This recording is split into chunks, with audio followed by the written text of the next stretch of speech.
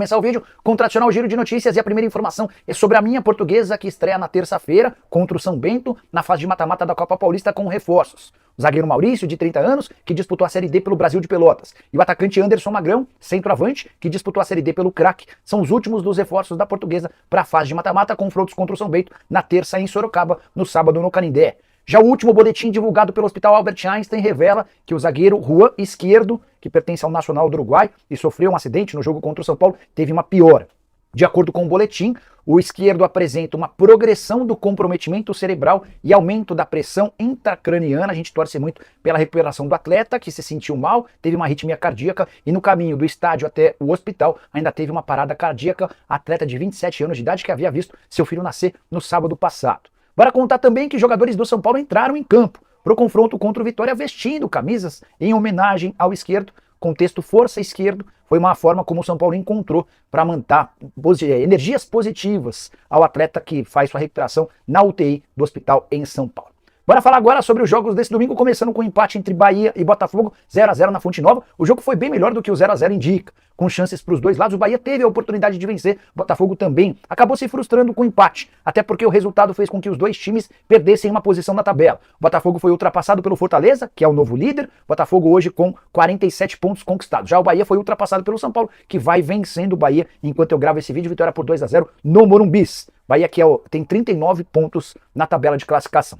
Ao menos tem uma curiosidade que joga a favor do tricolor de aço. Botafogo é um dos times mais respeitados do país na temporada, candidato ao título do Brasileiro, da Libertadores da América, mas não venceu o Bahia em 4 confrontos nesse ano. Foram 2 na Copa do Brasil, mais 2 no Campeonato Brasileiro, 2 vitórias para o Bahia e 2 empates. No turno, no Rio de Janeiro, o Bahia havia vencido por 2-1. Já na Copa do Brasil foram confrontos de 1-1 no Rio de Janeiro e 1-0 para o tricolor dentro de casa.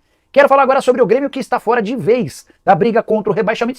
Se alguém ainda tinha dúvida de que o Grêmio não correria risco de rebaixamento, acho que a dúvida foi desfeita depois da vitória desse domingo por 1-0 em Criciúma contra o Criciúma. O gol marcado por Miguel Monsalve, meio atacante colombiano, contratado nessa janela da metade do ano por 2,5 milhões de dólares. Importante contar que o Miguel Monsalve tem 6 partidas com a camisa do Grêmio, 4 como titular, 2 gols e 2 assistências, participação muito efetiva. Dá pra dizer que ele foi decisivo em 4 confrontos do Grêmio. Tricolor que com esses 3 pontos pulou pro 12º lugar na tabela de classificação, são 27 pontos conquistados em 22 partidas. Isso significa que o Grêmio tem 5 pontos de vantagem em relação ao Corinthians e ao Vitória, com 2 jogos a menos do que a dupla. Ou seja, dá pra imaginar o Grêmio pensando e projetando até ficar entre os 10 primeiros na tabela de classificação. Tricolor que vem de 4 vitórias e 1 derrota nos últimos 5 jogos do Campeonato Nacional. Só para contar que Grêmio e Fluminense, que passaram a maior parte do turno correndo risco de rebaixamento, não estão nesse momento no Z4. O Grêmio já bem distante, o Fluminense é o primeiro time fora do Z4, graças à vitória por 2-0 contra o Atlético Mineiro nesse sábado no Mineirão. O Flu que se beneficiou da derrota do Corinthians, que a gente vai falar daqui a pouquinho, e da derrota parcial do Vitória contra o São Paulo no Morumbis. Hora de falar sobre o Palmeiras, mais especificamente sobre Endrick. Sim, o desempenho do atacante com a camisa do Real Madrid vale muito dinheiro para o Palmeiras. São 12 milhões e meio de euros em bônus de acordo com a performance do atleta por lá. Esses 12 milhões e meio de euros equivalem a 77 milhões e meio de reais. E nesse domingo o Endrick estreou no jogo oficial do Real Madrid e marcou seu primeiro gol. Ele entrou aos 86, na reta final da partida do Real Madrid contra o Real Valladolid. Estava 2-0 para o Real. E 10 minutos depois, já nos acréscimos, recebeu a bola de Bryan Dias, puxou para a perna direita, que não é boa, e bateu sem chances para o goleiro para marcar seu primeiro gol e definir o placar de 3-0. Cada gol do Endrick com a camisa do Real Madrid vale 35 mil euros ao Palmeiras, que equivalem a 217 mil reais. Quero passar para vocês a lista de tudo que pode render dinheiro para o Palmeiras de acordo com a participação do atleta lá no Real Madrid. Cada jogo que ele atuar como titular, precisa estar pelo menos 45 minutos em campo, assegura 75 mil euros ao Palmeiras. Toda vez que ele marcar um gol, der uma assistência ou sofrer um pênalti, o Endrick assegura 35 mil euros ao Palmeiras. 500 mil euros se o Real Madrid for campeão de La Liga e ele tivesse sido titular em pelo menos 8 jogos. Se ele tivesse sido titular em pelo menos 18, esse prêmio sobe para 1 milhão de euros. Na Champions, se o time for semifinalista e ele tiver disputado 3 jogos como titular, prêmio de 1 milhão de euros. Não, perdão, de 500 mil euros. Agora, se o Real chegar às semifinais da Champions e ele tiver sido titular em pelo menos 7 jogos, o prêmio sobe para 1 milhão de euros. Quero contar que também há prêmio para título na Champions. Em caso de conquista, com ele titular em pelo menos 4 jogos, 1 milhão de euros. Se ele tiver sido titular em pelo menos 8 jogos, aí esse prêmio sobe para 2 milhões de euros. Para completar, o Palmeiras recebe bônus. Se o atleta estiver no prêmio Golden Boy ou prêmio Capa, 1 milhão de euros.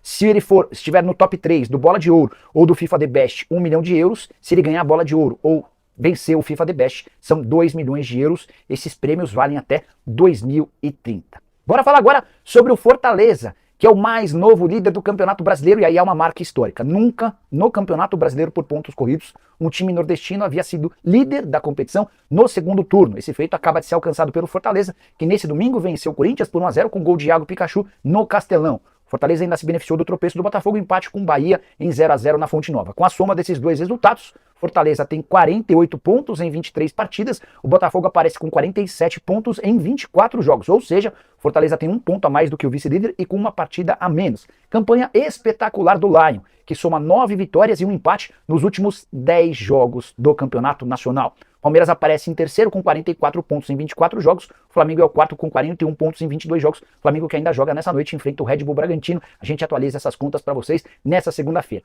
Só queria destacar a situação de Iago Pikachu. 3 gols marcados nos últimos 5 confrontos contra o Corinthians. Nos 3 casos foi ele quem abriu o placar a favor do Fortaleza. Fase bem legal do atacante que consegue crescer ainda mais de produção quando joga contra o Timão. Só para arrematar, um detalhe curioso sobre o Fortaleza. Folha salarial de 7 milhões e 200 mil reais por mês. É só a 14ª maior folha do país, ainda assim o time é líder do Campeonato Nacional.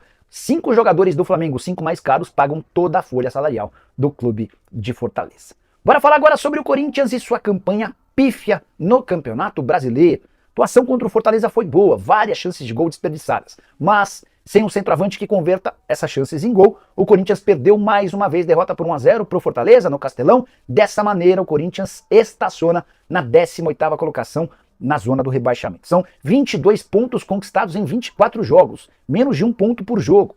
4 vitórias, 10 empates e 10 derrotas. Aproveitamento de 31% dos pontos. No Campeonato Brasileiro são 6 partidas sem vitória. Se a gente levar em consideração também as outras competições, uma vitória nos últimos 10 jogos.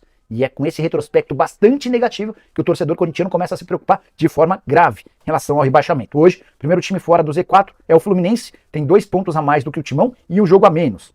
Depois aparece o Criciúma com 3 pontos a mais e 2 jogos a menos do que o Corinthians. Corinthians que ainda enfrenta nas próximas rodadas Botafogo e Flamengo, poucas as chances de o Corinthians pontuar. Só para arrematar, queria destacar um número do SofaScore. 35 grandes chances de gol criadas pelo Corinthians na temporada, no Campeonato Brasileiro da Série A. Dessas 35, só 8 foram convertidas. O Timão tem o pior aproveitamento de conversão de grandes chances entre os 20 integrantes da primeira divisão. Até por isso, a emergência na busca por um centroavante. Vamos ver se o Héctor Hernández, o espanhol de 28 anos de idade que jogava no Chaves, rebaixado no Campeonato Português, é a salvação da lavoura corintiana. Só antes de encerrar o vídeo, contar que finalzinho não, metade do segundo tempo, no Morumbi, São Paulo vai vencer o Vitória, agora não mais por 2-0, e sim por 2-1. Mais tarde tem live, assim que a bola parar de rolar para todos os jogos, a gente reaparece aqui para responder as perguntas de vocês. Abraço, tchau!